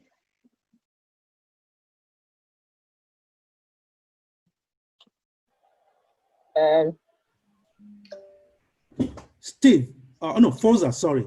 Hello? Yeah. Yes. So just follow a bit of follow-up to what Prof Yemi said. First of all, I know there are lots of uni that don't offer IP. So word of advice, come to Babcock University and go and study your law there. That's one. I think also there's a lot of opportunities for young lawyers now, especially with like one of the things I discussed, there's a new aspect of IP coming out that we discovered that we need a lot of lawyers for, which is called we call it now IP valuation, specifically for film and music, and we have IP managers, portfolio managers. So these are different segments that you want to check out for under entertainment law and IP. So for me as an entertainment lawyer, I'm more of a music lawyer, and also in film, I do music in film. So it's very important also that you're very clear which segment of entertainment law or IP law that you are very interested in, so that you can become an expert in it. Now, going to the question that Prof asked me. So a lot of us have been doing a lot of business model shifting and getting ready for December, because when the pandemic started, going from history, from the last pandemic we had, it took almost like four years, for everything to normalize properly into a new normal.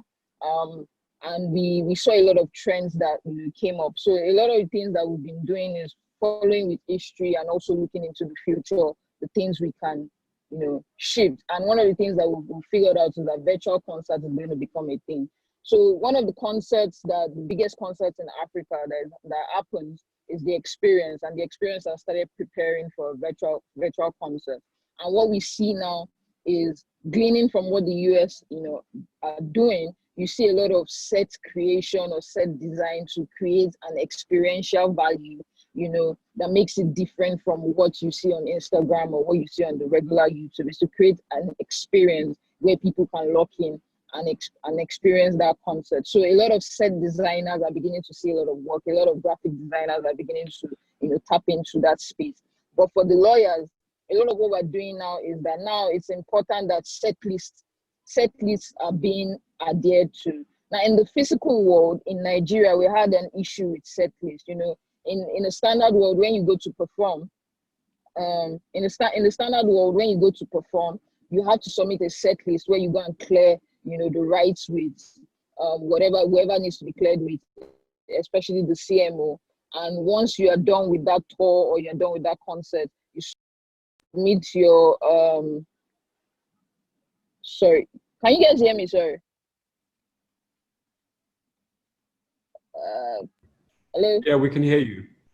All right, okay. So what we usually have is that you have the set list submitted to the CMO to ensure, publishing is properly paid to all the songs that are listed on the set list. But what we have here in Nigeria is that people don't adhere to the set list. So you have a lot of jabberjances going on. A co-hotel will pay for use of music without having proper set list to be able to match the data.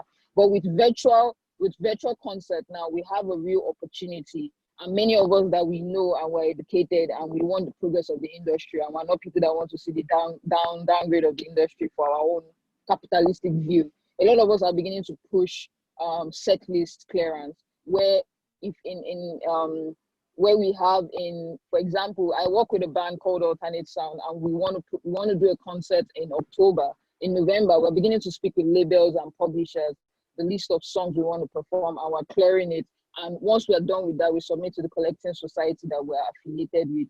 And because it's going to be a paid concert, we're looking for the best partner, either through Facebook Live or through YouTube Live, whichever one it is, or whichever platform we figure out that can accept, like, where you can pay to watch that experience. The set list, is matched with that CMO, and we want to see how that will progress. So that's an opportunity that I think would be very interesting to create a new form of revenue for artists. So I'm hoping that works, and I hope that works out properly well. But a lot in the US, there's a lot of blanket licensing going on platforms like Facebook Live, on platforms like, I don't know what YouTube Live is doing that right now, but there's a lot of that opportunity going up. So it's not a bleak situation. It's always going to be a creative. Your team has to be creative. Your business manager, your lawyers, everybody has to be creative to be able to enjoy the revenue that comes from this new normal.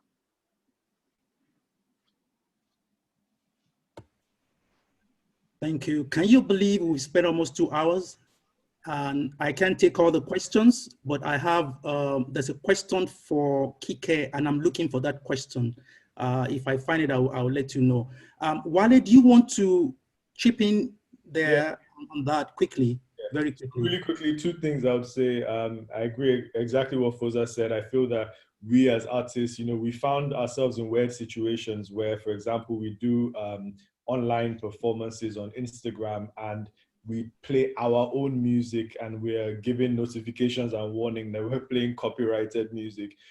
So I mean, like, we've had to engage with digital service providers to figure out the best way to approach utilizing their platforms. I feel like for upcoming artists, they also there might be some conversations to be had about how they potentially monetize and receive payment for these concerts that they may do in December on the back end. But I feel technology is literally there, and and I feel they should reach out. The other question about the supporting ecosystem, I'll quickly touch. For a young artist, I feel you need to understand that you have different sorts of royalties: performance royalties, mechanical royalties. And so if you're getting money from streaming, that's one thing, but you should also be getting money from, like, your publishing of your music. And I'm not sure many people are aware that even exists in Nigeria. A lot of producers we work with say, I offer them publishing, as an incentive on paying for records. And they're like, I don't even know what that is. Just give me 10% or whatever, So I think a lot of people still need a lot of education with that. And also those ecosystems need to be put in place. But I also think there are additional ecosystems that need to be put in place. Like Steve said, supporting the enabling environment to thrive. One quick thing I would say is, if live is one of our main ways of making money, and a specific thing the governments can get involved in is, look at Muri Okonla is used as a park where we stage concerts in December.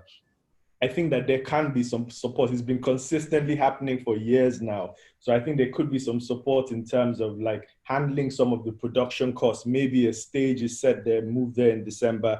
Maybe that's offset. So because artists like me, we can probably afford to go and pay for a stage and equipment and all these things. But if there's some smaller equipment already on site, you know, maybe for that specific period, it will cultivate smaller artists beginning to create their own live experience in the real world.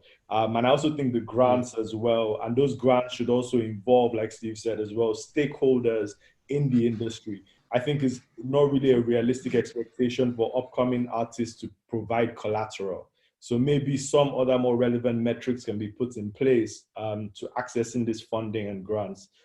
So yeah, I do think, you know, supporting ecosystem in terms of your music, but also in the enabling environment. I think both things go hand in hand.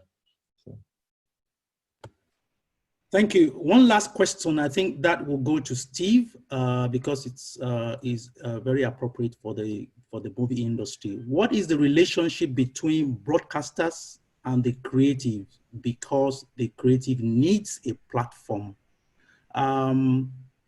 We should be winding down gradually now, and I will really want to ask for the final thoughts, Ran. Then I would like the DG to give us the final thought, having one particular question or issue in mind. So Steve, you can quickly address this question while we're winding down gradually. Relationship between broadcasters and the creative because of platform. Okay, platform, that's the platform owner on the one hand and the content owner on the other hand. I think it's that relationship is the same as with your exhibitor, is the same as with your online streamer, to the extent that you have content that they require. And usually you would go into an agreement that licenses that right to air that content to you know, the on the platform of broadcaster. That ideally is how it should be. Or if the broadcaster is approaching you to create an original content specific to them, then I would imagine then that the approach for that is totally different, and the conversation that you would have with them would include where the rights to that content that you're creating would domicile. Whether the rights would be yours and all they have is broadcast rights for a period of time, or whether you are doing a for hire job where once you finish and hand over everything to them, all rights now remain theirs. Those are the sort of things that you would look at in managing the relationship with the broadcaster. Unfortunately, in Nigeria, most broadcasters have stood reason on its head, where essentially they're rent seeking. And so there's very little happening by way of commissions from broadcasters to producers and content producers. So usually you carry the responsibility of creating your content and coming to the broadcaster and paying for airtime, as it were, so you can place your content, and whatever commercial derivatives come from that, totally all of it goes to you because you have paid rent you know, for that specific period of time that your content is on the platform. So on the one hand, it usually the ideal thing is A, you have content that the broadcaster wants, they pay for the rights and then they can air it, or B, they commission you to produce something for them, and when you do, the rights either, depending on the nature of the negotiation, the rights either revert to you or you keep the rights, or they own everything and you hand everything over to them. Or you produce your content and pay for the airtime that they have, and you place your content for it on that time belt, and everything that accrues to it is totally yours. That's sort of the nature of relationships with broadcasters in Nigeria. But in the international realm, they acquire the rights to your content. This usually is for a specific period of time, either 3 months, 6 months, 1 year, or 2 years. And whether it's exclusive rights they're acquiring for the period, or you know, it's just the rights to air, but doesn't preclude you selling to anybody else in that territory. And usually, again, it's territorial in nature, either country specific or region specific, or worldwide rights, depending on the footprint of that particular broadcaster. So again, it's always relative in terms of who the broadcaster you're dealing with is and what works. But the first one is what happens in Nigeria. The second one is what happens ideally globally.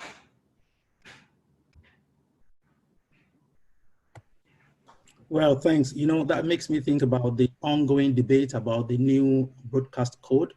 I think we should do something about that. We should do a webinar around that. That is very topical. Thank you very much, Steve. Final thoughts. Final thoughts, 1 minute each. Any final thoughts on this whole conversation we've had on copyright and the creative industry from different perspectives? I'll round up with the DG who will give us a final thought. Taking into consideration the issue of policy or regulatory intervention to protect and mitigate the impact of COVID on the creative community through specific or tailor-made regulatory and policy intervention, anything specific. You know, IP offices all around the world have been doing that in different areas, trademark, patent registry, extending time for registrations and filing, issuance of compulsory licensing, so anything specific or general from NCC in that regard, targeted at mitigating the effect of COVID for your public, which is the creative industry. But final thought, I will start with, let me go with Wale now. No, sorry, let me go with Kike. I'll be random this time. 1 minute, just final thoughts. Yes, I think I'm not sure that I have any more substantively to add. I'm really grateful to have been able to participate again. And I think my main final thought would be, you know, with a view to what works for the local industry and what are the priorities necessary for the local industry and local creatives to thrive.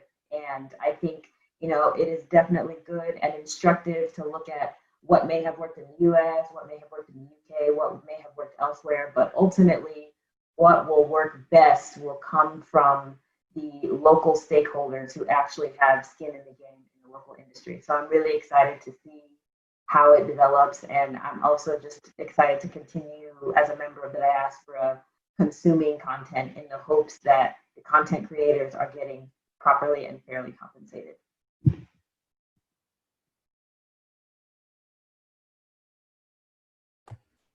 Wale, final thoughts. I think my own main thought is just that, you know, key advice I would give to younger artists and people coming up is that as they continue to build their catalog and sell music, they need to start building their own audiences. You can't depend on other people or platforms to create opportunities for you. And COVID has shown us that it's no longer sustainable in the long term.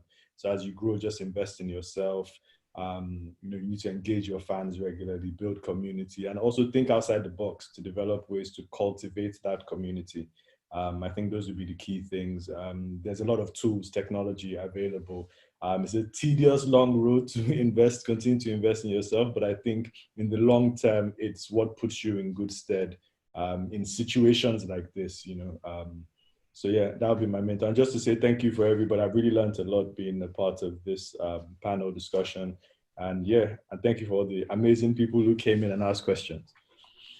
We have almost 100 people here with us on this panel. So you're speaking to basically the whole world. Steve, final thoughts. Okay, my final thoughts. First, you know, thank you for having me on this panel. It's been insightful, and so I'm happy to have been here to learn what I've learned here today. What I would say is that my observation, particularly within the film and TV industry, is that there is an awareness of what copyright is and the importance of copyright, and sometimes an understanding of what the embedded rights are within each IP. But I think that there's an attitudinal problem. So the attitude to copyright from the industry is very loose. To the extent that most people don't even begin to look at what the rights are or what is even in the contract until there is a problem. And some people don't even register the IP to even start with. So there's a need for that attitude to change. And I think that to help with that, I would like to look to the DG to say, is it possible to look at organizing something that engages the industry, not just about understanding, IP and appreciating IP, but that would look to change attitudes where that is concerned, and to realize that that is not something you just download a contract from somewhere and sign. There is a need to actually engage the appropriate IP lawyers that fully understand what the conversations are. It's really quite large and mostly sometimes convoluted in today's world, just what the rights are and where they are and how you manage them. And having someone who totally understands that is very important, is as important as you dealing with your script, your cast, and everybody else. So maybe the DG can look to that, and that would be something that would be a great service to the industry. Thank you very much. I will go to Fosa now, but just before that, Aurela should just wait, to take over from Fosa. Final thoughts from Fosa. Aurela, I would like you to think about what we were discussing last night over the email, the intermediaries. Maybe you have something to just drop along that line from the US perspective. Fosa. Thank you, everybody. Thank you so much for this panel. It's a great honor to be on this panel.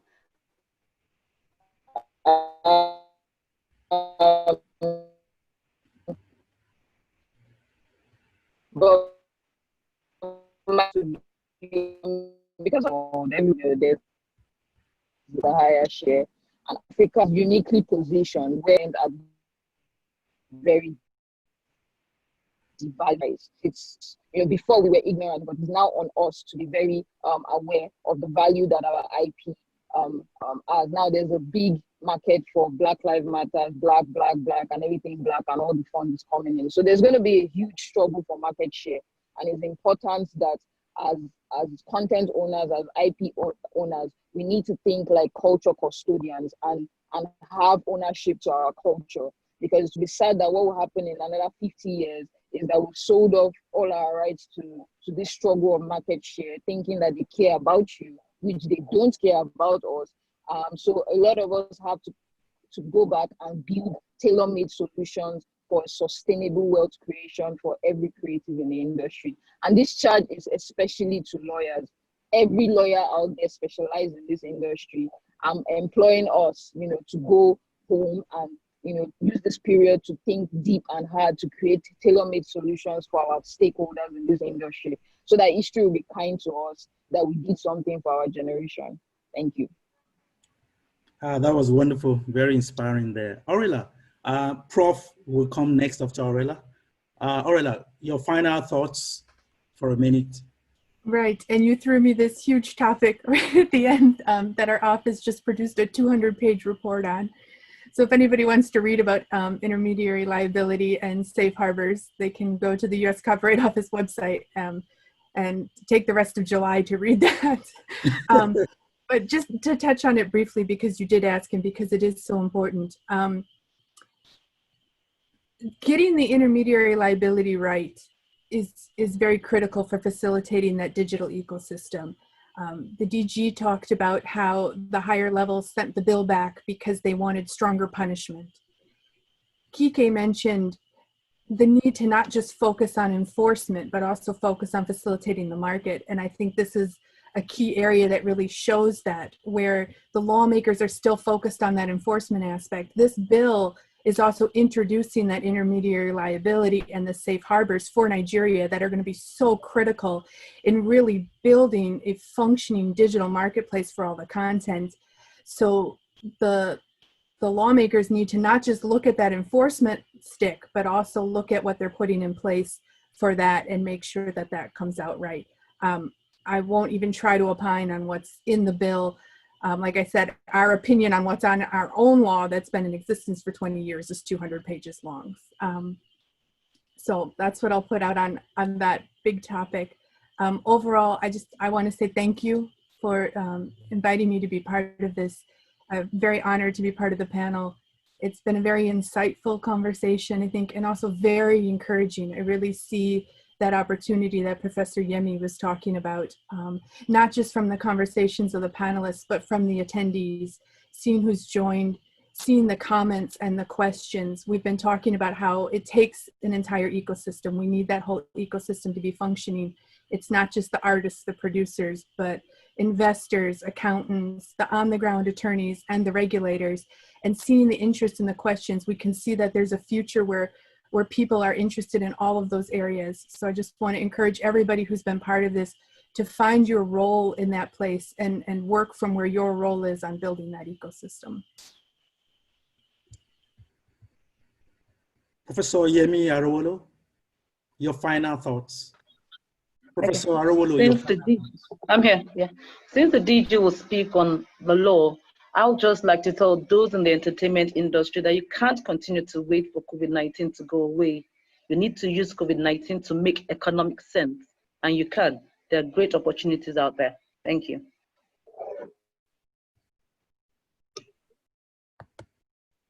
DG, your final thoughts and the wrap up. Just before that, my DG is done. After DG, I'm going to hand over to our host. After the DG's final thoughts is the managing partner of L&A, who will give the vote of thanks and wrap up. So DG, your final thoughts. Well, thank you very much, DG. It's been a wonderful, wonderful experience, and I must thank L&A for these well-organized, well-moderated webinar. It's been so relaxing, and for me, I have learned a lot.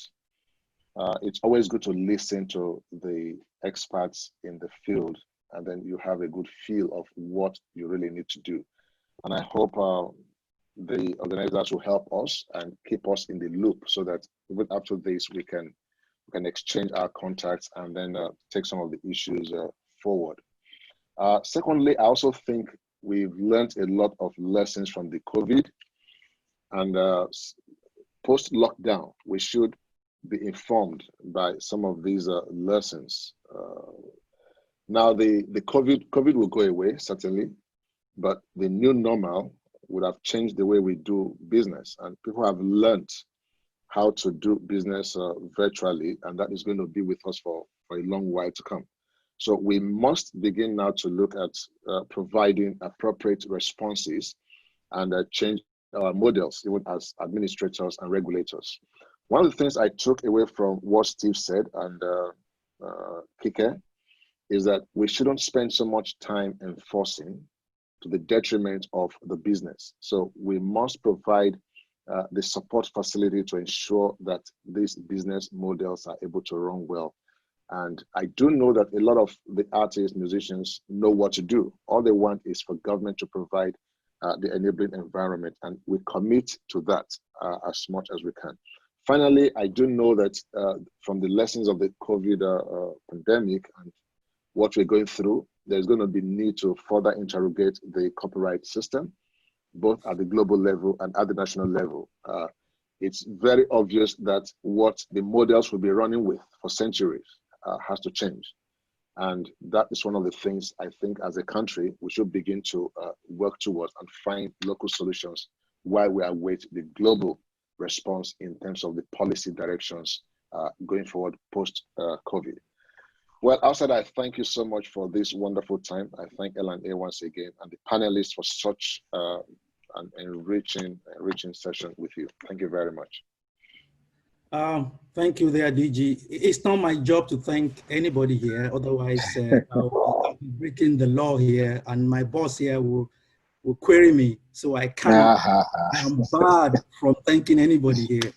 But this is the end of our conversation. It's been quite interesting, very stimulating, very engaging, very relaxing, to use DG's word. And I think this issue will be interrogated further on different perspectives. We're going to come with the film industry, but the broadcast controversy, the music, and the entire IP landscape as a specialized IP law firm. So I will hand over to Mr. Lawi to do the vote of thanks and wrap up. I'm a bit overwhelmed. I mean, for years we've been talking about, can you all hear me? Yes, for years we've been talking about doing a couple of seminars and stuff, and as it is, I mean, webinars are now the in thing, and COVID has made us finally put our first one together. We have a lot more to do. As I said, when we started this, I didn't actually know what to expect from this panel, and I must say it's been an amazing panel. And then also the attendees, the amount of questions that kept coming in and chats and everything. It's amazing how interactive it has been. The response, you know, as I said, I'm totally like overwhelmed. Definitely, we're going to do more. Looking at the panelists, I mean, I think we can even have a webinar on each person that is in this panel. So we can have a webinar around the DG, one around Wale, one around Steve, Orella. I mean, Foza has grown. Foza is amazing. I mean, I knew Foza when she got out of school, and what I'm hearing coming out from her is just great stuff. I mean, it shows that the industry has grown. We've been doing this as a firm for a long time, but there are loads of people out there. I mean, I learned so much sitting here. I thought I would just come in, start the program, and then maybe go put my camera off, but I've just been totally stuck in, you know. I mean, I've been stuck in. I mean, Kike, we need to talk. Got a lot to learn from you, everybody. I am so happy. I'm glad we did this, and definitely we're going to do one pretty soon. There's a lot of issues that were thrown up, and from collective administration to publishing to broadcasting, I think we would look in that direction for the next one. But I'll leave that to my partner, Professor Orowola. Everybody's a partner in my office, just me. I mean, sorry, everybody's a professor in my office, just me. I guess I should start working on that. Yemi, we have to start working on me being a professor. Anyway, most importantly, the DG, Mr. Sain, just want to confirm that we are fully behind you as a firm. Our relationship goes back a long way. From I don't need to say it, you know. So definitely we've got your back. Let me put it that way. We've got your back. Before my back office mutes me, let me just say thank you all. Thank you, attendees. Thank you so much for taking part in this. Definitely, we're going to come back, and some of you are going to probably have to come back anyway. So I hope you would honor us at that time. Thank you very much.